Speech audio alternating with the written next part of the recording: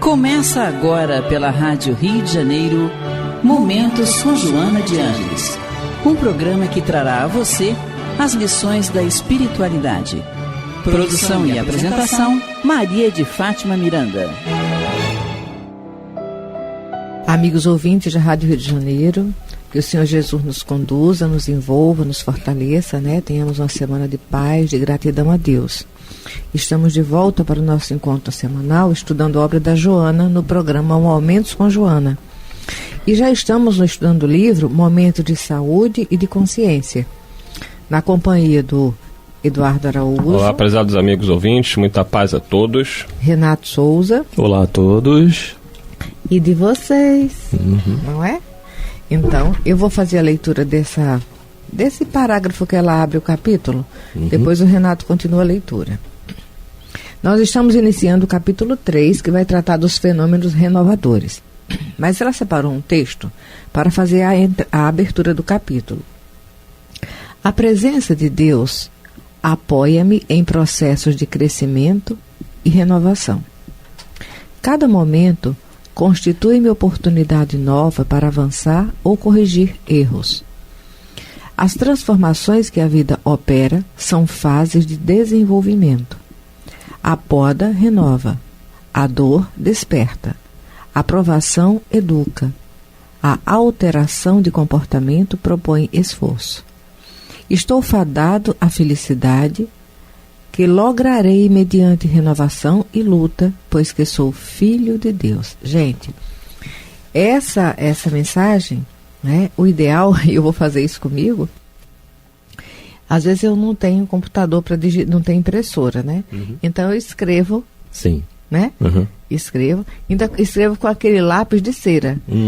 Aí é trauma da infância, sabe? Que na minha infância minha mãe era muito pobre e não tinha dinheiro para comprar. Era aquele lápis de cor que você riscava e o negócio não andava direito. Era aquela cor pálida. Então, quando eu pude lidar com o lápis de cera, eu fui evangelizadora durante anos. Os trabalhinhos eram todos escritos com lápis de cera, porque era minha criança sendo feliz, né? Então eu vou escrever com lápis de cera, uma cor de destaque, e vou colocar em algum cômodo da minha casa, porque esse, Renato, vale a pena reler. Você quer reler? Sim. Vamos lá, vamos reler esse preâmbulo aqui, né? Todo. A presença divina apoia-me nos processos de crescimento e renovação. Pode fazer a pausa e vamos comentar. Sim, então a presença divina, né, apoia-me nos processos de crescimento. Em tudo há a presença de Deus e a gente precisa ter certeza disso, né? Estar calçado, não é firme, segurando na mão de Deus, porque Ele está segurando todos nós, Ele está amparando todos nós. Imagina se não tivesse nos amparando. Ele nos ampara o tempo todo. Nós é que precisamos nos ligarmos a Ele o tempo todo, sabendo de que, olha, retornaremos para Ele, sem dúvida, né? Através das oportunidades que a gente tem de evolução, de renovação. Pois é, essa primeira frase, quando ela fala de crescimento e renovação, está falando da lei evolutiva, que é a lei de progresso, só que nós não percebemos que nenhuma sementinha cresce sem enfrentar a crise de se rasgar, não é, Renato? Sim. De se dilacerar debaixo do chãozinho. Enfrentar o sol, a chuva, o vento, só, tudo. Parece que o negócio desanda todo. Você já observou? A semente, quando está germinando, parece que o negócio desandou, parece que apodreceu, porque a casca não é a mesma de quando ela foi lançada no solo, não é? Ela está sob as injunções da terra, do ambiente úmido e quente, pelo sol, pela chuva, não é isso? Aí daqui a pouco, de onde pensava-se que não sairia mais nada, vem uma coisinha se desenvolvendo. Gente, Renato, olha, a semente germinando, o broto dela é tão delicado, mas ele consegue perfurar o terreno. Gente, se você pegar o brotinho de uma semente germinando sem o cuidado devido, você quebra, destrói. Mas a força divina na criação, que impulsiona aquela sementinha para crescer, para germinar, brotar. A germinação já é um processo, sabe, de um combo divino ali rasgando tudo para fazer acontecer, não é? Que ela consegue superar as impressões da terra sobre ela. Não é isso? Sim, por isso que o jardineiro, sim, ele tem a profundidade ideal para lançar a semente. Se ele quer que uma semente de laranja brote, ele não vai germinar, não vai cavar 1 quilômetro de distância, porque ela não vai ter fôlego para chegar no... Não é verdade? Então, pessoas, olha só. Esse crescimento demanda os desafios que nós enfrentamos. E nós estamos crescendo todo dia. É aquela coisa de fora que vem e gera um conflito. E você tem que ajustar o conflito no seu ideal. Aí o conflito deixa de ser conflito, passa a ser combustível. Não é? E renovação. Essa renovação é essa chamada para nos despir todos os dias diante do Criador, buscando o encontro com Ele. A natureza se renova todos os dias. Tem uma folhinha nova brotando cada dia em alguma árvore. Sim. É assim. Perfeito. Vamos lá, Renato. E ela diz assim, olha, no segundo item aqui: cada momento constitui-me oportunidade nova para avançar ou corrigir erros. É o tempo todo, é movimentação o tempo todo, nada está parado. Por mais que você imagine que esteja parado, né? Não tem nada parado, absolutamente. Né? E olha aqui, a cada momento constitui oportunidade, como você falou, a vida não para, ela é contínua. E corrigir erros, porque não existe evolução sem erros, Exato. gente. Erro é algo que vai nos acompanhar por muito tempo ainda nessa transição que estamos fazendo. Quando nós vamos ver a escala espírita falando dos bons espíritos, não está escrito lá que eles não cometem mais erro. Está escrito que eles compreendem Deus infinito, que não sofre as tentações do mundo material, porque o espírito predomina sobre a matéria. Mas eles estão aprendendo. Exato. Então tem coisa nova que eles vão fazer confusãozinha ainda em algum departamento que nós não sabemos nem qual. Não é? Porque errar não é feio, não é errado. Não é errado errar. Não, sim. Pelo amor de Deus, olha só. Errar eu sempre digo, o erro é a tentativa de acerto frustrada. Quando eu não sei algo que eu estou tentando acertar, eu vou dar o meu melhor. E pode sair não dentro do ideal, mas é o real que eu posso oferecer. Agora, depois que eu aprendo, aí eu não vou ter mais prazer em errar, porque se eu tiver prazer em errar, aí eu sou má, eu não estou errando. Perfeito, exato. No terceiro item ela fala: as transformações que a vida opera são fases de desenvolvimento. Olha, não é? A poda renova, a dor desperta, a provação educa e a alteração de comportamento propõe esforço. Né? Estou fadado à felicidade, que lograrei mediante renovação e luta, pois que sou filho de Deus. Então o caminho é esse, mas para chegar até lá, né, precisaremos enfrentar. Essa alteração de comportamento é a nossa transformação moral. Exato. Não é? É aquele estado da transformação da água em vinho das bodas de Caná. E Jesus não podia, ele até podia, mas não ia ter, de repente, o objetivo tão concreto, algo tão simples quanto transformar a água em vinho. Ele poderia ter operado várias outras coisas, mas a simplicidade da água, que é a fonte da vida, ele transformou em vinho. É essa transformação a transformação moral nossa. Não é? O homem velho no homem novo. Sim, com certeza. E precisa estar atento a essas oportunidades. Sim. Com certeza. Bom, capítulo 3, não é isso? Fenômenos renovadores. Vamos lá? Vamos. A vida é um incessante mecanismo de transformações. Nada permanece inalterável. A mudança é fenômeno natural do processo renovador. Tudo que não se renova morre, impondo um normal efeito de desenvolvimento. O repouso é a interpretação equivocada em torno de ocorrências não detectadas. É interessante aí, Renato, só para pegar esse início que a Joana coloca para a gente, que a vida é um incessante mecanismo de transformações, nada permanece inalterável. Por isso que nós temos que estar sempre preparados para as ocorrências do cotidiano. Às vezes eu converso com a Miranda, a gente se levanta de manhã, né? Já teve dias da gente, nossas atividades normais, e de repente a gente estava com uma programação e tudo mudar. Né? A gente tem que fazer outra coisa completamente inesperada, mudar completamente aquilo que estava sendo pensado. Nós não sabemos, quando levantamos de manhã, o que nos espera ao longo do dia. Sim. Então, essas transformações, elas são cotidianas, ocorrem todos os dias, seja nas pequenas coisas da vida, nos pequenos contratempos, como nos grandes acontecimentos. Às vezes você está trabalhando e recebe um telefonema, um familiar está gravemente doente, sofreu um acidente, ou desencarnou, um amigo está precisando de um socorro imediato e você tem que largar tudo que está fazendo para ir socorrer. A vida ela é imprevisível, né? Mas nós precisamos estar preparados para essas transformações. Aí que é o grande problema, porque a gente deveria estar num permanente estado de prece. Não é ficar orando o dia todo. Acho que é Zenóbia, não é, Miranda, que fala no... É o brejo da vida eterna. O brejo da vida eterna, porque eles iam fazer uma atividade grave, e aí uma companheira perguntou se não seria melhor fazer uma prece, né?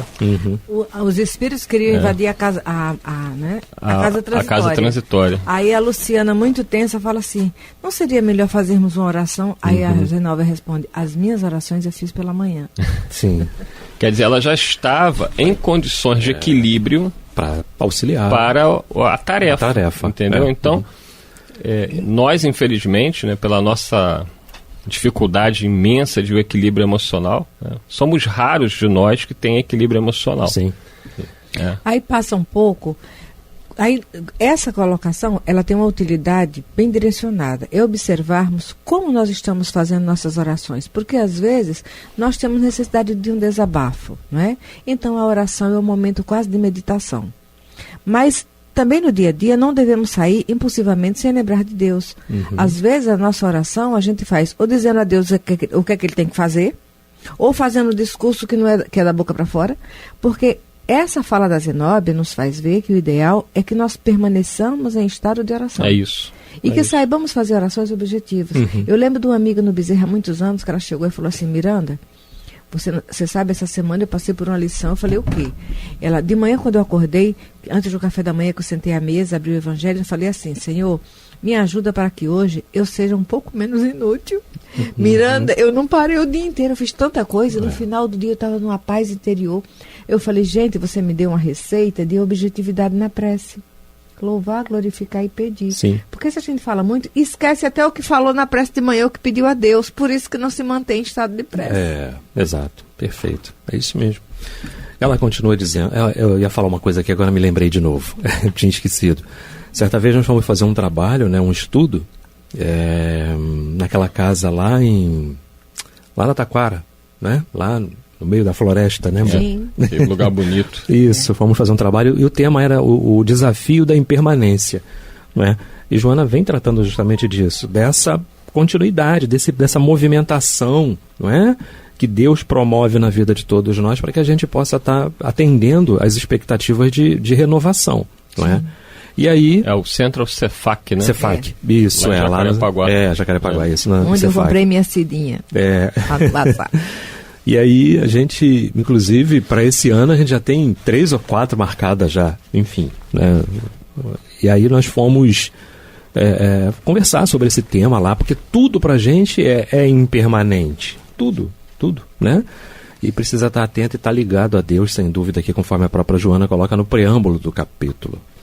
Ela continua dizendo, desse modo, emoções, organização filosófica, comportamentos humanos encontram-se sujeitos aos imperativos de alterações necessárias, variando de acordo com ocorrências, circunstâncias e ocasiões. Essas alterações na criatura humana precedem de estados diferenciados de consciência, de padrões mentais diversos, de filosofia existenciais variadas. Isso aí. Conforme se pensa, assim se procede. A mente, exteriorizando os níveis psicológicos, é responsável pelas atitudes, por expressar a realidade espiritual de cada um. Por isso a necessidade da vigilância, né? Porque se a nossa mente é responsável pelas nossas atitudes, se a gente tem uma mente desequilibrada, Conversávamos isso agora há pouco, antes do programa. Foi, né? Exato. Uhum. Se a gente tem uma mente desequilibrada, a gente vai ter comportamentos desequilibrados. É natural. Uhum. Hoje em dia, as pessoas, no geral, reagem com muita agressividade quando são contrariadas. E principalmente quando você tenta, de alguma forma, alertá-las sobre algo que precisam, né, dar mais atenção. Nós temos o melindre, não é, Renato? Isso é natural do ser humano, né? Uhum. A gente fica muito mexido quando é chamada a atenção.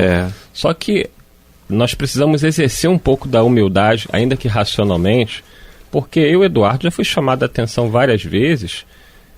Até ouvintes nossos aqui, quantas vezes eu recebo mensagem: Eduardo, olha, você falou uma coisa no programa que não estava correto, tal, e eu agradeço imensamente ao ouvinte, porque o fato do Eduardo estar aqui no microfone não transforma o Eduardo num ser superior em conhecimento a ninguém.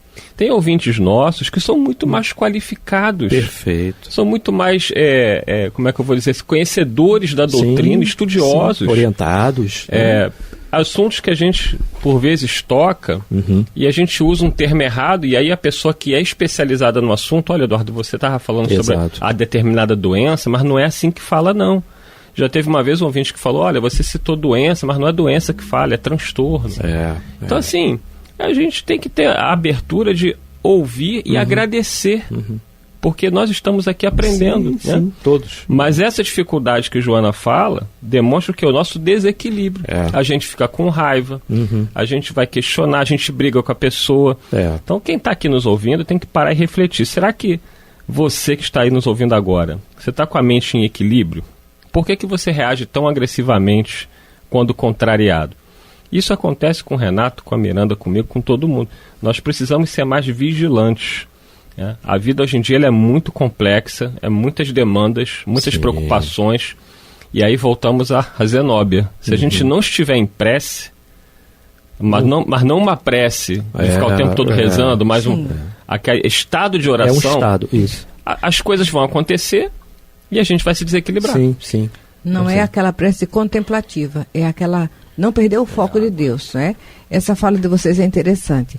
Tem uma palavra, foro e foro. Isso, né? De vez em quando eu ia falar foro, aí tascavam foro na vida, a justiça vinha pra cima de mim. Não é foro, é foro. Ainda tem o nordestinês, íntimo, né? Ainda tem o nordestinês. Também. E o brasileirês. Uma rateirada aí da vida, misericordite. Mas o detalhe é quando a pessoa vem nos convidar a uma reflexão comportamental. Porque essa até da palavra, a gente sabe que em português, olha, minha mãe professora levava tanto cascudo, fazia ditado, fazia cópia, e até hoje a gente, português, uma pessoa que tem aquele português perfeito, eu ainda estou para conhecer, porque às vezes no perfeito tem a imperfeição de se julgar perfeito. Sim. Não é? Mas quando isso se dá a nível comportamental, tem uma pessoa que ela já está desencarnada, sabe? Mas eu vou falar o nome dela. Ela está desencarnada, ela foi dirigente. Eu vou falar porque ela me é uma pessoa muito cara, que eu tenho muito respeito e carinho. A Marli, do Bezerra de Menezes e Cascadura. Ela sempre foi uma excelente administradora. Entendeu? Ela sempre foi uma excelente administradora. Portadora de uma mediunidade que ela sabia que tinha, tá? Danadinha sabia que tinha. Mas ela achava que não precisava lidar com a mediunidade dela ali dentro do Bezerra. Bastava, de alguma forma, nos lugares que ela se sentia mais à vontade, porque ela tinha uma identificação muito grande com a Umbanda, né? Ela achava que aquilo já bastava para ela. E, vez em outra, vinha alguém, um espírito mesmo, e dizia para ela da necessidade de colocar o jaleco ali dentro. Nem que fosse para um passe. Ela foi colocada. Mas a Marli, ela, potencialmente, ela era uma excelente administradora ali dentro. Eu tenho a impressão que, às vezes, hoje, refletindo, até agora mesmo falando, não sei se ela está me ouvindo, ela já não colocava o jaleco para trabalhar mediunicamente de uma forma mais ostensiva, para não misturar a administração com mediunidade, que é também muito sutil. Eu lembro do Divaldo na Mansão do Caminho, que Nilton, claro que o Nilson, ele disse que o Nilson era meio uma pedrinha, mas ele sabia que ele, Divaldo, não devia se envolver com a parte administrativa. Não quer dizer que ele ficasse desatento. E a Marli, ela tem essa mediunidade, né? e é excelente administradora, e às vezes lidando com situações lá dentro, ela era enfática, incisiva, e em alguns momentos até extrapolava, e ela sabe que extrapolava. E de alguma forma ela sabia administrar isso depois. Tenho certeza que sabia, que o ser humano aprende toda hora. Aí certa vez ela chegou até mim para narrar a situação comportamental, né, de alguém, mas me impondo um comportamento diante daquela pessoa, que eu não podia mais agir nem permitir certas coisas. Ali, se a pessoa tentasse, era não e pronto, que ela não queria. Eu ouvi tudo. Estava ela e a Severina na época junto. Estou falando assim porque tem muita gente do Bezerra ouvindo, e é uma lição que eu guardo comigo até hoje.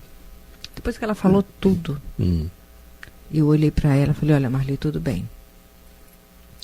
Eu vou buscar corresponder naquilo que você está solicitando como administradora da casa e responsável por ela. Mas eu vou aproveitar e deixar um pedido a você. Se um dia o meu comportamento expor qualquer tarefa ou função que eu venha desempenhar aqui dentro, eu peço a você que não precise chegar a outra pessoa, venha a mim pessoalmente. Sim. E fale, olha, Miranda, a sua atitude e o seu comportamento não está legal porque está gerando tais consequências, está prejudicando. E aí nós vamos refletir juntos. Se tiver pertinência, eu vou me corrigir. E se não tiver pertinência, eu vou expor os seus fatos. Sim. Tá bom? Ela tá bem, Miranda. Ótimo. Pronto. Olha, eu nunca tive problema com a Marli. Então. Entendeu? Mas também nunca admiti que em lugar nenhum alguém falasse mal dela. Porque eu participava de outros grupos. Perfeito. De outros grupos. Com pessoas que eram do Bezerra também. Perfeito. Então, certa vez eu cheguei e estava... Eu falei, opa, olha só, fiquei calada. Ah, Miranda, não, eu prefiro até me calar, porque eu não tenho nada para falar. E eu não vou ficar aqui ouvindo você falar de mal de uma pessoa que nunca fechou a porta para o estudo, para a doutrina. Sim, perfeito. Entendeu? É essa maturidade que ela fala aqui, olha, exteriorização dos níveis psicológicos, porque às vezes a gente quer ter um comportamento infantil, mas não quer ter a repreensão da infância. Porque aquele que é infantil precisa ser acompanhado e repreendido em algumas horas. Sim, com certeza. E é desse jeito, né, que as coisas funcionam. Ela sabia, né, administrar muito bem. E eu, com bem menos tempos lá, a gente já também chegou para ela e falou assim, cadê o jaleco? Por que não põe o jaleco? Não era à toa porque a gente falava isso, né? E lembramos dela no sábado, né? Lembramos dela no sábado, durante um sábado desses aí, durante o trabalho e tudo, enfim. Mas foi um exemplo, né, para todos nós. É, para a gente refletir, não é? Sim. Ela soube respeitar aquilo que ela ouviu e ela sabe que se chegasse perto de mim, Miranda, tal coisa, a gente ia sentar, ia conversar, analisar e ia ficar tudo bem. Sim, com certeza. Não é? Bom, não vai dar tempo de ler mais nada aqui, não é? Mas a gente vai tratando, que a Joana vem, né, dissertando aqui sobre algo importantíssimo. Já vimos que é um capítulo que a cada 2, 3 parágrafos vamos ter uma pausa, e uma pausa considerável. Às vezes é difícil não parar em cada frase. Com certeza. É difícil. Precisamos refletir. Porque essa é a diferença da leitura para o estudo. Tem coisas que às vezes a gente lê, até porque o parágrafo anterior vai dar oportunidade de você refletir um conjunto, não é? Mas tem parágrafos que você, quando você estuda, que viagem nós não fizemos agora? Eu fui até a Marlezinha onde ela estiver, que eu espero que esteja muito bem, porque ela precisa, merece, fez jus. Sem dúvida. A nossa proposta aqui é estudar e não ler. Ler a gente lê em casa. Né? Ler a gente lê. Agora, estudar é você ficar atento a cada parágrafo, a cada frase importante. Né? Sem dúvida. É isso. Estamos chegando quase ao finalzinho, Miranda, não é isso? Então. Que Jesus nos conduza, viu? Isso. Muita paz a todos. Ok, muita paz. A Rádio Rio de Janeiro apresentou Momentos com Joana de Ângeles, um encontro com as lições da espiritualidade.